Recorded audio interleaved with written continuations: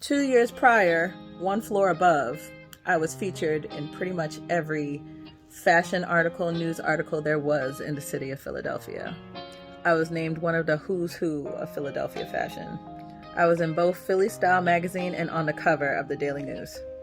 And now I was a floor below, asking people if I could help them try on fur coats with a name tag on my chest.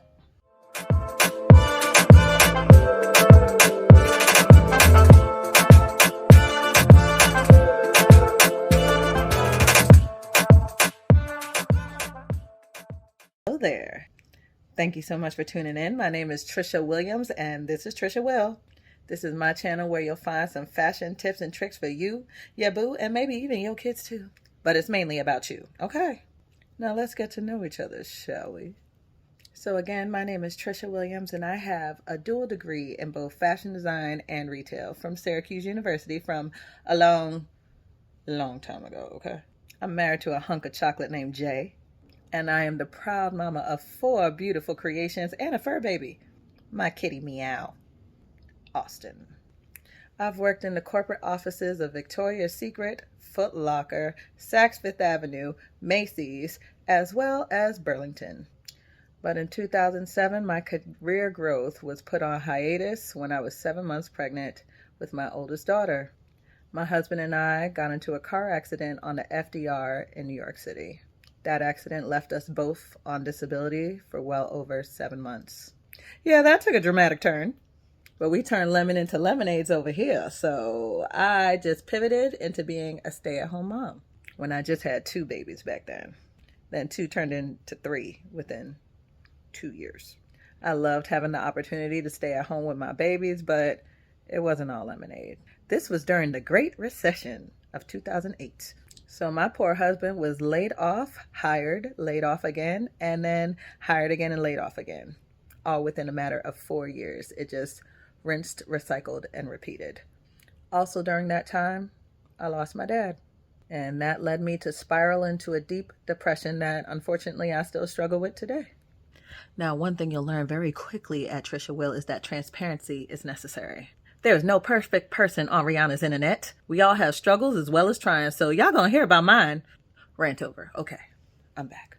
Now let me speak to my stay-at-home mamas, former stay-at-home mamas and current stay-at-home mamas. Now we love these kids, right?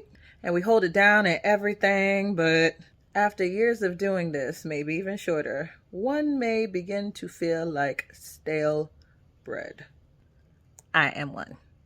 Now, I did mention that I dual majored in fashion design and retail, right?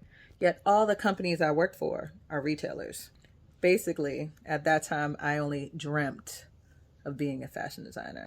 Had that dream since I was 3, drawing dresses on the back of my parents' bills envelopes. So when I graduated from college, I had all intentions on pursuing a job, a career in fashion design as a designer. But the fashion industry didn't share my vision, you see.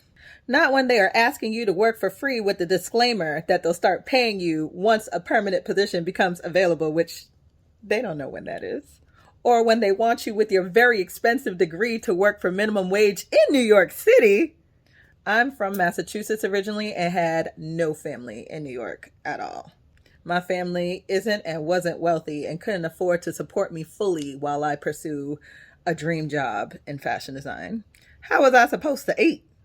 How was I supposed to even buy a Metro card to get to work? Pay rent? New York City rent? So that didn't happen. I had interned at Foot Locker between my junior and senior year at Syracuse. So upon graduating, I decided to go back and take a job in allocation that they had offered me with the intentions of saving up enough money so that I could leave and then pursue my big old fashion dreams. 6 months later, I met my boo. A year later, I had a baby. Literally 13 months later. My Jalen baby came along and changed my whole 23-year-old life and perspective on what life is and should be, as well as all of my priorities.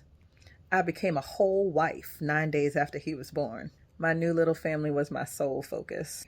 Fashion and their offer of hope as my payment wasn't going to buy him formula nor diapers. I then proceeded to jump from retailer to retailer, taking raises and titles with me every step of the way. I went to Victoria's Secret and was laid off 10 months later. The company decided almost immediately after hiring me that they were going to move my position to Columbus, Ohio, and did not offer it to me, which I wasn't going to move to Columbus, Ohio anyway, so whatever. Then on to Saks. Actually, funny story, prior to Saks, I was hired by a company called Lola, who did not tell me that they were moving from central Manhattan to central New Jersey the following week after hiring me.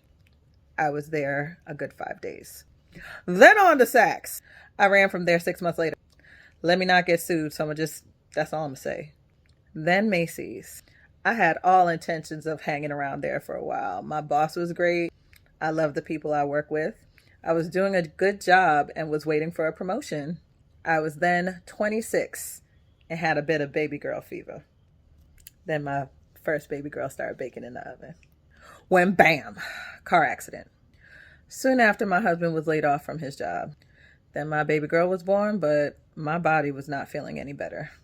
Macy's only held my position for 6 months, and I was on disability for literally over 9.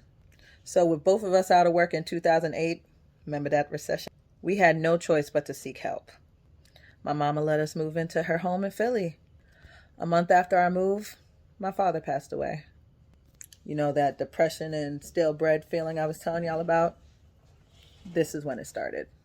I sat for years with that feeling. That, coupled with the guilt of having the privilege of being a stay-at-home mom, yet not being happy nor feeling fulfilled in that role. And it was visible. Honey, I look like a hot mess 100% of the time. Like, no lie. I did my best to hide it, but I wasn't hiding a thing from the people that loved me most. My fashion design dreams were a distant yet haunting memory. Until 2012, when my girl Tara asked me to make a dress for a pageant she was in. And then another pageant. Then my girl April convinced me to give fashion design another shot. And convinced me to audition for Philly Fashion Week. Which I did. And I got in. I was souped. Tired AF, but souped. I spent the next 6 weeks sewing, pattern making, a total of 12 looks. Lord knows how many pieces I actually did, but I know by the time my third fashion show rolled around that season, it was at least 32 pieces I had created. Mama, I made it! So I thought. A few fashion shows don't make you a fashion designer. But it can make you broke and tired. I realized after doing 5 fashion shows that I was literally paying to be somebody's entertainment. All I got was press, but press doesn't pay the bills. It does help you build a portfolio, though. I used that portfolio to apply to be a designer in residence for the Fashion Incubator in Philadelphia, the Philly Fashion Incubator. Their second class. Which I did. And I got in. It was a whirlwind of a year. I ran between seminars, classes, and meetings while shuffling my 3 very young children from babysitter to babysitter to babysitter. I learned so much about the fashion industry, as well as what it meant to be a fashion designer and, more importantly, a business owner. But probably the biggest lesson I learned within that year was that I didn't want to be a fashion designer anymore. I realized that many of the rags to riches stories that designers romanticize are simply not true. You need a lot of money, lots of it. And that is something I just simply did not have. This was before selling on social media was what it is today. So I was solely dependent on buyers from boutiques and department stores, hoping that they'd place an order. Buyers that, for one, weren't going to risk working with a smaller designer, smaller name, higher risk. 2, who rightfully have to look out for their bottom line and not making my dreams to be in so-and-so boutique come true. Fashion is a business and not an art, and I so love the art far more than I love the business. And did I mention the money? I was still technically a stay-at-home mom at this time. I didn't have the capital to produce orders without being paid pre-production, which isn't something anybody would risk doing with a new, smaller designer. I wasn't ready. We were still living at my mother's house, trying to figure a way out, and fashion was doing all the taking and none of the giving. I was tired. I felt beat up and tore down. I was done. My youngest was now old enough to go to pre-K, so I decided I needed to go back to work. I applied to every retail office in the Philadelphia area and got told every no. Every you're overqualified, every "you have amazing experience, but that's from over 7 years ago." If I had $1 for every no I got, I wouldn't have had to go back to work. I then took the only job that would call me back and went to work in the fur vault at Macy's. Judge your mama. Boy, that was humbling. 2 years prior, one floor above, I was featured in pretty much every fashion article, news article there was in the city of Philadelphia. I was named one of the who's who of Philadelphia fashion. I was in both Philly Style magazine and on the cover of the Daily News. And now I was a floor below, asking people if I could help them try on fur coats with a name tag on my chest. All work is honorable, and I am still extremely proud of the job I did there. But I felt like I fell from grace. The depression came back in full force. I spent my entire 2.5 years there trying to think of a master plan to leave. I applied for everything that I might have even been remotely qualified for. I even thought about leaving to be an Uber driver, a surrogate. Literally, I was down for anything. Not anything nasty. But then in January 2017, my current employer, who shall remain nameless, was looking for a temporary employee that I knew I was way too overqualified to do. I didn't care. I needed out. I needed more money. I needed my damn nights and weekends off.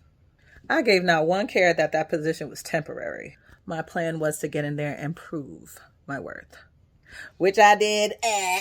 I was hired permanently 4 months later, and the rest is history. Well, I found out I was pregnant literally the day after I was hired. Baby number 4 on the way. I had been on birth control 7 whole years. The doctor had the unmitigated gall to look me in the face and said now that I was over 35, my hormones must have changed and rejected my birth control. Wow. Anyways, he completes us and I love every precious moment with him now that the shock of being pregnant at 36 wore off. But yeah, now the rest is history. But then the panini hit. And like all of us, life as I knew it came to a screeching halt. And mama bear mode quickly set in. I started working full-time from home for my 9 to 5, while side hustling the business that me and my husband owned at the time, while being a full-time mother, and like most of us mama doing any or all of the above, I lost my shit. Well, damn near lost it. No, I pretty much lost it. My husband and I had started a credit repair business a year prior. I know, right? I thought it would be fulfilling. I thought it would fulfill my empathic need to help people. I was wrong. But it did help me let go of my social media shyness that I had at that time. Well, that and therapy. Get you a good therapist. Thank God for good therapy and therapists. Y'all don't get enough praise for the work y'all. My therapist was literally sent from heaven. And I mean that. She and my daddy have the same birthday. So in an effort to promote our credit repair business, I started giving credit tips on IG and Facebook. And I realized I enjoyed making videos more than I liked doing anything else with the business. I tried to find ways to make myself like it and just kept coming up short. So we decided to let that go and just weather the collective storm that was and is COVID. Also while trying to hold on to my locks. The stress I felt the entirety of 2020 and most of 2021 caused my beautiful 13-year-old 3-foot-long locks to start falling out by the root. Not gonna lie, it hurt a lot. But that's a story for another episode, so stay tuned. Which reminds me, hit subscribe and, put on the notifications so you know when my next episode drops. It's coming. Also, has stress literally caused any of y'all to go bald? If so, leave a comment in the comments below. Let's support each other, shall we? So during all this soul searching that I was doing most of 2021, I realized that I was not happy in my career at all. In all actuality, I got my degree in retail so I would know how to run my fashion empire in its entirety. But that's not the case. Retail is the industry that sells fashion, but it is not the fashion industry. I wish I knew that when I was in college, but it is what it is. It's like me learning how to run a grocery store when really I want to be a farmer. Got it? So like I said before, my plan B turned into my plan A since plan A wouldn't allow me to eat and execute it. So here we are, 17 years later, actually 18 now. I still work most of the time from home. I have to go into the office 2 days every other week, which I'm not happy about. But regardless, working from home offers me some flexibility that I've never had. But I'm still working for somebody else when I've always wanted to just be an entrepreneur. I turned into the human embodiment of a Worcestershire poem from Lemonade. I tried to change, closed my mouth more, tried to be softer, prettier, less awake. Fasted for 60 days. It was 3 days twice, actually. Wore white, abstained from mirrors. That was a lie. Abstained from... Let me just stop there. But for real, I started painting, took a singing course, did a few TikTok dances, went vegan and started chefing it up like my daddy. I'm still vegan, by the way. Made hair products, became a plant mom, worked out, didn't work out, learned how to beat my face, did some amateur photography with my daughter as the models. I redecorated our entire place, room after room. But through it all, I shopped and got dressed sometimes. Most days, at least. That's what I always do to make myself feel better. Then it hit me. I've literally shopped for, styled, made an outfit or clothing consulted, solicited or unsolicited, just about everybody in my life at one point. I style my entire Williams tribe on an almost daily basis. I've gone virtual shopping with all of my friends, whether it be on the phone, FaceTime, whatever. Like, shopping is my literal favorite pastime.